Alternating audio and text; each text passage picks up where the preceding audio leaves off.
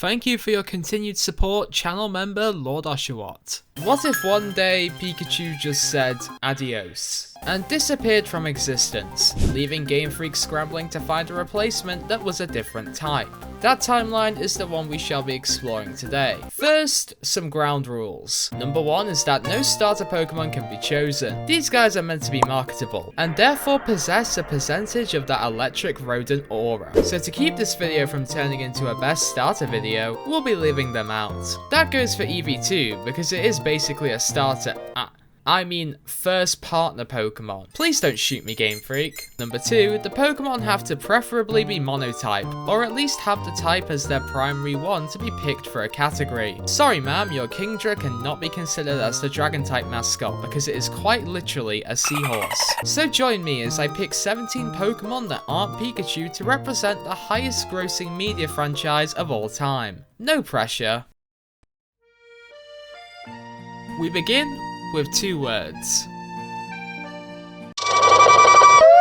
You knew exactly which Pokemon that was, right? And that's why Kricketune would be the perfect book type representative of the franchise. Sure, he looks goofy, acts goofy, and sounds goofy, but that's why we love them. Would you rather have a cricket with infinite swag as your mascot, or a caterpillar that grows up to have abandonment issues? And in a world where book types have been neglected over the years more than the Pokemon Ranger franchise, the general public may prefer a critter they can laugh at, rather than laugh with. Plus, with all of this attention, Kricketune may receive the Raichu treatment and gain themselves a brand new viable evolution, mega or otherwise. Pichu is already better than Kricketot, and let's be honest, this is the only way we can make this guy good in battle. I don't care how many sticky webs you've set up with him in random battles. But now here's a question, how do you market evil? Because that is exactly what the dark type is called in Japanese. I have the task of putting the Pokemon seal of approval on all the misdeeds and war crimes these heinous creatures commit. Luckily, I know exactly what to do. We use the power of misunderstanding. And who is a more misunderstood Pokemon than Absol? They're a symbol of fear, as even the faintest sighting of one signifies impending doom. It's why they can be found on the summit of Mount Coronet before Cyrus decides to start playing Nintendogs God Edition. This isn't because Absol is some edgy omen though. It has an incredible ability to sense potential danger and find people to warn them. However, Absol can't speak English unless it's a spin-off game, so the message becomes lost in translation. This discretion lets people form their own perceptions of our evil mascot, who has already seen plenty of media play with a Mega Evolution and a place on the original Pokemon Unite roster. Feared, but misunderstood. They're like Batman without the dead parents. Do you guys remember when they tried turning Axew into the Dragon-type Pikachu? I know there are many crimes that the black and white anime committed, but this one was up there for me. My brother in Christ, I do not care about your 40-episode long arc to try and learn Dragon Pulse. Your evolution has 147 base attack. So if not Axew, then who? Me? Who, me? Goomy? Let me cook here because this guy has all the minerals to be a marketing masterpiece. They're the perfect balance of cool and cute in Minecraft slime form, debuting in his generation as the weakest dragon type before evolving into the pseudo-legendary. What an inspirational tale to tell the kids. And it seems Pokemon's merch department feels the same. Goomy plushies, Goomy t-shirts, Goomy socks. Could Axew become a bucket hat in Pokemon Go? I don't think so, bucko. Thankfully for the fairy type, Pokemon's marketing department did all the work for me. Some of you may know that Clefairy was originally meant to be Pokemon's original mascot until they decided to go with Stuart Little over here. I mean, they're Red's partner Pokemon in the manga, and the face of the Pokédoll item. But sadly, because of gender norms, the big CEOs over at Pokemon thought Clefairy's pink pigment was too girly. Thus, Pokemon would succumb to the woke agenda if they were chosen as the mascot. I mean, I'm thankful, but that's only because as a former OU player, seeing a Clefable makes me do a 1,000-yard stare. But because Pokemon are still my overlords, I'm inclined to go with their suggestion. Yes, children, through the power of waggling your finger, you too can ascend to godhood. There are 2 main contenders for the fighting type mascot. In the blue corner, you have the brave, inspirational Tyrogue, and in the red corner, you have Machop. Tyrogue teaches young men that life is a process, but with enough time, effort, and dedication, they can choose their path in life, whether that's punching people to death, kicking people to death, or breakdancing. You can make your dreams come true. Machop is just a dude with swag and a tail that mysteriously vanishes when it reaches level 28. What lesson is Machop teaching people exactly? Leaving your partner gives you an extra set of arms? I don't know about you, but I know which one I'm picking to represent my billion-dollar franchise. I hope you weren't tired of debating, because things are heating up in the selection for the fire-type representative. With the starters removed, I believe it should be Growlithe that takes the lead. No way! Vulpix has the facilities to be the face of Pokemon. Wow, what a brave and nuanced take you have. What will you say next? Heart Gold and Soul Silver weren't good Pokemon games? Seriously though, not much separates these two, so picking one will be challenging. Both are equal when it comes to evolution method, shiny colour, and amount of regional forms. They even have the same amount of plushes at Build-A-Bear. What am I supposed to do? Talk about how since Vulpix evolves into a nine-tailed fox, it would be bad marketing since it draws similarities between itself and Naruto, and we can't have the Naruto fanboys attacking the franchise because they'll Naruto run faster than our bullets? I mean, I guess I could say that. Congratulations, Growlithe. With 88% of flying-type Pokemon having it as their secondary typing, it may as well be called the Afterthought type. Unfortunately, that means I only have 5 pure flying Pokemon to choose from, and one of them is Jesus. Meaning, for the first time in this video, I will have to branch out and diversify with a dual-type Pokemon. Cramorant is one of these primary flying dual types, and with their goofy, zero brain cells look that all the mentally ill people on Twitter fawn over, they're sure to be a hit with the fans.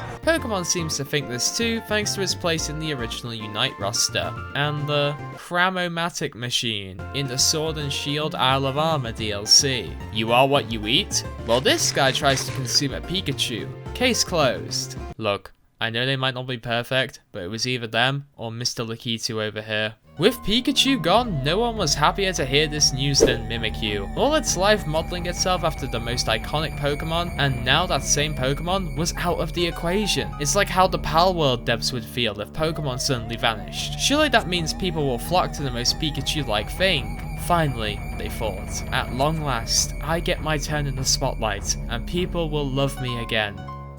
That would be the case if Gengar did not exist. LeBron James. Scream if you love Gengar. I'm sorry, but Gengar is the Ghost-type Pokemon. Like, they literally were the only fully evolved Ghost in Gen 1. When I say Ghost Pokemon, you immediately think of Gengar. Gengar, Mega Gengar, Gigantamax Gengar. This guy's resume is full. Hey Game Freak, how do you feel that your mascot sneaks up on people to train their life force? I don't care. With positions as both a member of Ash's team and every alt girl's favorite Pokemon for positive PR, not even the Pikachu cosplayer can stop Gengar from becoming the ghost-type Pikachu. One thing we've learnt from both Plants vs Zombies and VeggieTales is that plants can be marketable, but which of the various living vegetables deserves mascot status? Cherubi? Promoting drug use. Can't have that. Oddish? Again, promoting drug use. Bellsprout? You mean the Pokemon that had a community day on 420 where it learnt Magical Leaf? Whoa. Ogerpon? Maybe it is Ogerpon. She's cute, and it's a good lesson for the kids. Don't judge a book by its cover and all that. Sadly, Ogerpon is on trial for 3 murder charges right now, so we'll have to have this conversation some other day, once she beats the case. Is there any grass-type Pokemon that isn't controversial at all? Sure, why not? I'll keep it short and simple with the ground type. There isn't a single ground type that can match the aura Phanpy has. They're just a little guy. Too cute, you say? Just wait until I grow up. I can't think of a single franchise where their mascot can curl up into a ball and spin incredibly fast, as if it were a wheel. Furthermore, the addition of Great Tusk and Iron Treads in Scarlet and Violet makes the Phanpy line the perfect candidates for tackling ageism in our current society. They've got a form for the boomers and the zoomers. Unlike Mr. Nine-Tailed Fox over here, Alolan Vulpix has a significantly lower chance of receiving a class action lawsuit from Masashi Kishimoto, and it does this while keeping all the positive qualities that Firefox had that made it so close to gaining that seat at the council. There is one issue with Alolan Vulpix taking the position, and that's of course the Alolan prefix. Not that I have anything against the Alola region and their cutscenes, it just isn't a name that rolls off the tongue that well. We're going from Hey You Pikachu to Hey You Alolan Vulpix. So as a compromise, I suggest we call it Vulpix and pretend that the fire one doesn't exist for the remainder of this video. It's had too much screen time for a Pokemon that won't be included. Even with Eevee sent to the Shadow Realm, there are plenty of normal types that no one would bat an eye at if they were picked for this role. In September 2016, PokeAim MD said, Miltank, the mascot? but could Miltank really be the mascot? Probably not, because this image exists. Instead, I propose we consider Snorlax for the role. I get it. Of course, Hmaz is going to pick Snorlax because they're his favourite Pokemon, blah blah blah, cringe. But hold on, did you ever consider I like Snorlax because they're the best? That's why they're number 1 on the 13 best normal type Pokemon ranked. Look at this silly guy. Since Generation 1, all they know is eat, sleep, and dominate competitive. I guess it forgot about dominating competitive. They're already the mascot of Pokemon Sleep, so all it would mean is that Snorlax got a promotion. But Jigglypuff is right there. Jigglypuff could never represent the normal type, not after they abandoned the cult of the normal to become part fairy type. I can't even say it. If you ever watched the Diamond and Pearl anime, you weren't watching for the story or the battles. You were watching it for Krogunk. Sometimes as a kid, the highlight of my day would be seeing him lethally inject Brock. In 2015, scientists found a positive correlation between the amount of screen time Krogunk gets in an episode and how peak that episode is. Source, you might ask? Well, here's your source.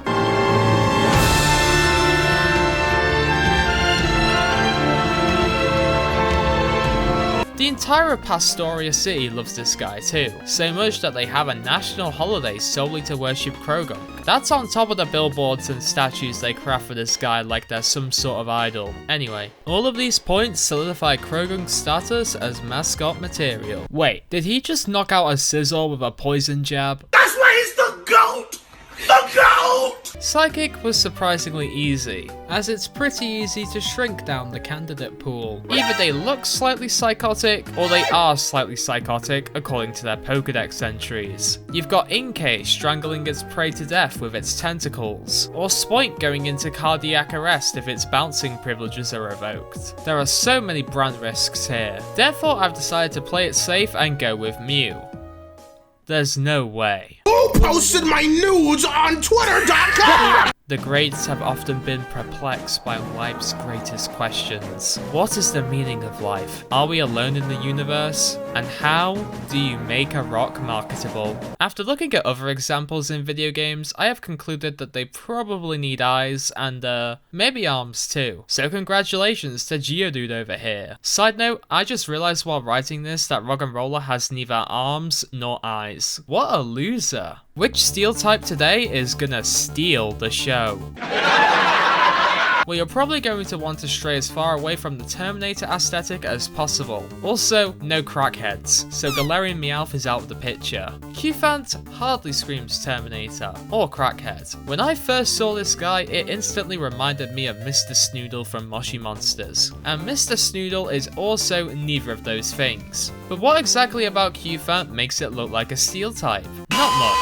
Aaron, on the other hand, does embody the metal coat. Yes, while their shiny form's red eye is a bit Terminator core, we can offset that thanks to its natural balance of cool and cute aesthetics. Look at them. Do they look like the type to shoot children? Pikachu? More like Pika Blue. Being the only Pikachu clone that doesn't embody electric typing, Marill is the safest pick in this video when it comes to being Pikachu-like. Sure, you can make a case for Wooper if you're like 12 years old, and I own a Mantike plush, so maybe I am biased in saying that I think they could manage the job just fine. If it weren't for what they did to Steve Irwin, of course. But unfortunately in the corporate world, sometimes you have to be boring and sensible to ensure your business does not go under the water. And Marill floats in the water, so there's that. And those are my picks for the Pikachus of every type. Thank you to the channel members for making these videos possible. If you want to learn how to get these types of videos before anyone else, the link to becoming a member is in the description.